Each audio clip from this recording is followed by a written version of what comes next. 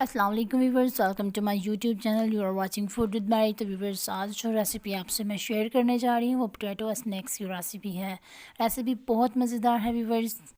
تو ویورز، یہ recipe crispy crunchy بہت زیادہ ہے اور بہت زیادہ پسند آنے والی ہے سب کو.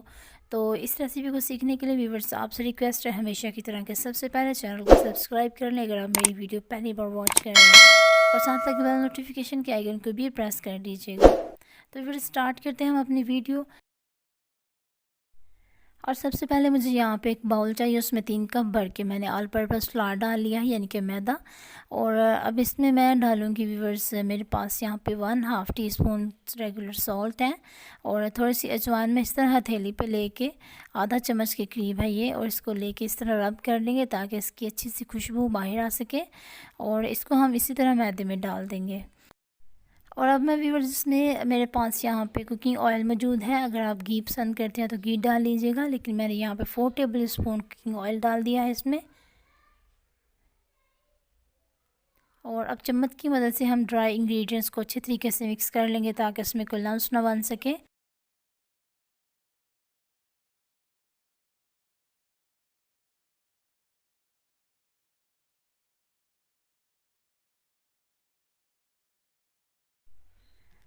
اور اب اس میں تھوڑا تھوڑا پانی کر کے ڈال کے ہم اس کو عام جس طرح روٹی بناتے ہیں اس کا آٹا گوندتے ہیں، اسی طرح ہم اس کا آٹا گوندھ لیں گے. لیکن یہاں پہ ویورز میں الیکٹرک بیٹر یوز کر رہی ہوں اپنا یہ آج کا مکسر ریڈی کرنے کے لیے، میدا گوندنے کے لیے. تو اس میں ہم مزید پانی کی ضرورت جب جب ہمیں محسوس ہوگی ہم اس میں پانی ڈالتے جائیں گے، اور الیکٹرک بیٹر کی مدد سے ہم اس کو آٹے کو گوندھ لیں گے. میرے پاس فرض یہاں پہ ٹائم نہیں تھا، ٹائم شارٹیج تھی، تو دیٹس وائی میں نے الیکٹرک بیٹر یوز کیا ہے. اور اگر آپ کے پاس نہیں ہے آپ نہ بھی یوز کریں، نو پرابلم، آپ ہاتھ سے بھی اس کو گوندھ سکتے ہیں. تو اس طرح اس کے سپرنگز ہم صاف کر لیں گے.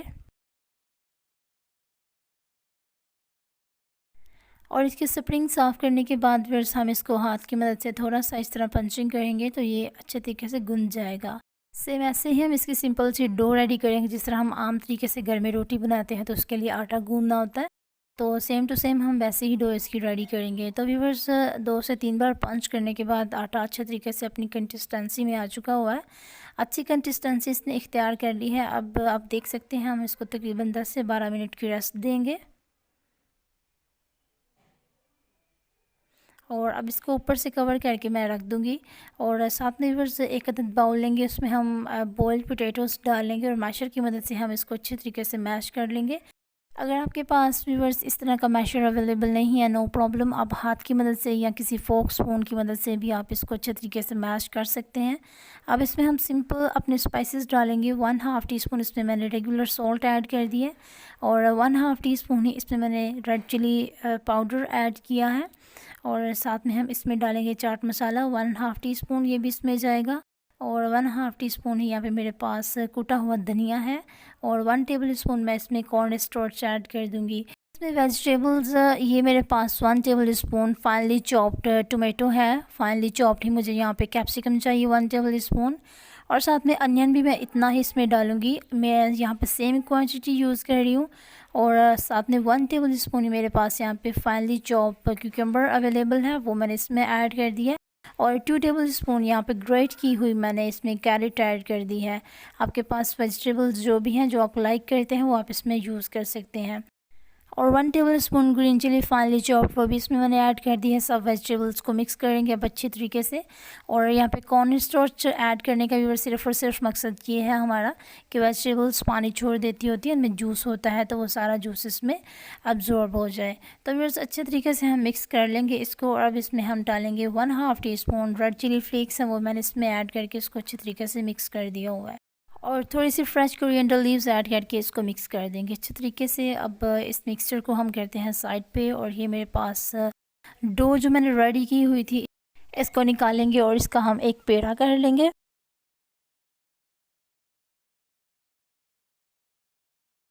پیڑا بنا لینے کے بعد ویورز میں کاؤنٹر پہ فلاور ڈسٹ کروں گی، اور اس کے اوپر یہ پیڑا رکھ کے تو اس کو ہم رولر پن کی مدد سے ہم اس کو چپٹا کر لیں گے.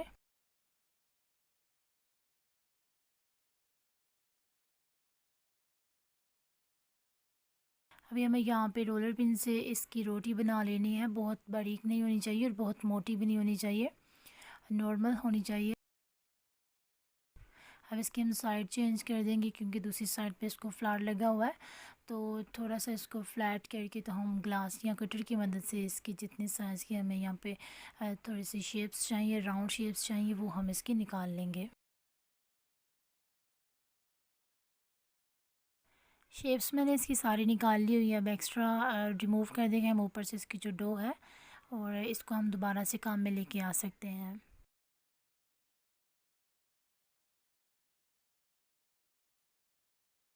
تو ویورز اس طرح کی اتنی باریک آپ کو چاہیے، یہ اس کی چھوٹی چھوٹی روٹیاں ہم بنائیں گے جیسے، اور اس طرح ہم نے جو ایک مکسچر ریڈی کیا تھا پوٹیٹوز کا، اس کو ہم ہاتھ پہ لے کے، ہاتھ پہ پہلے آپ نے تھوڑا سا آئل لگانا ہے تاکہ یہ چپک نہیں جائے، اسٹکی نہ ہو، اور اب اس کو اس طرح ہتھیلی پہ رکھ کے ہم نے اس کا پہلے باؤل بنانا ہے، باؤل بنا کے ہم اس کو پریس کر دیں گے اور اسی چھوٹی سی جو روٹی ہم نے بنائی ہے اس کے اوپر اس کو ایڈجسٹ کر دیں گے۔ اس طرح لگانے کے بعد پھر سب میرے پاس باریک کٹی ہوئی کیبج ہے، بند گوبھی میں اس میں استعمال کر رہی ہوں، آپ چیز وغیرہ بھی یوز کر سکتے ہیں، تو اس کو اوپر سے کور کریں گے۔ تو اس کو اس طرح فنگرز کی مدد سے آپ نے ہلکے ہاتھ سے پریس کر کے اس کی سائڈز کو بند کرنا ہے اور اندر والی اس کی شیپ کو مینٹین رکھنا ہے۔ تو اب کٹر لے کے، کوئی بھی چھری چاقو لے کے آپ نے اس طرح کر کے اس کی سائڈز پہ کٹس لگانے ہیں، اور باریک باریک کٹس لگائیں کہ ان کو بالکل سپریٹ نہیں کر دیں گے، اور بعد میں ہمیں ان کو آپس میں جوائن کرنا ہے۔ اب ویورز کٹس لگانے کے بعد میں اس کی تین یہاں پہ لیئرز کو پکڑ کے اس طرح اس کو دبا کے پریس کر کے تو ہم اس کو بند کرتے جائیں گے، مینس کہ جیسی پیٹلز بن رہی ہیں۔ تو اسی طرح ویورز ہم سافٹ ہینڈ سے اس کی اچھے طریقے سے احتیاط کے ساتھ پیٹلز بنا لیں گے سب کی۔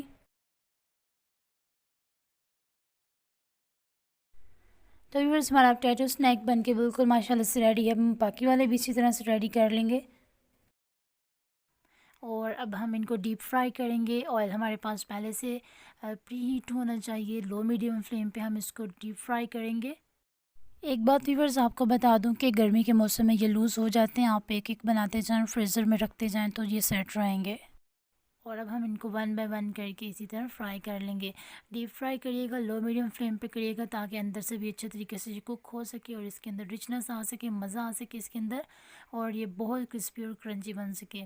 تو تقریباً 1 منٹ کے بعد ویورز میں اس کی سائڈ کو فلپ کر دوں گی، دیکھیں ماشاءاللہ سے بہت اچھے طریقے سے یہ گولڈن براؤن ہو چکے ہیں، بہت اچھے طریقے کا ان کے اوپر کلر آ چکا ہے، بہت مزیدار ہے۔ تو ویورز آئیے ڈش آؤٹ کرتے ہیں اور آپ کو اس کی فائنل پریزنٹیشن دکھاتے ہیں۔ تو ویورز ہم نے اس کو کیچپ کے ساتھ پریزنٹ کیا ہے، آپ ڈفرینٹ سوسز بھی یوز کر سکتے ہیں جو آپ کو پسند ہے۔ تو یہ بہت کرسپی اور بہت کرنچی ہیں، اور اندر سے جو ہم نے اس کی ڈو ریڈی کی تھی، جو اس کا مکسچر اس کے اندر فل کیا ہے، وہ بہت مزیدار اسپائسی ہے۔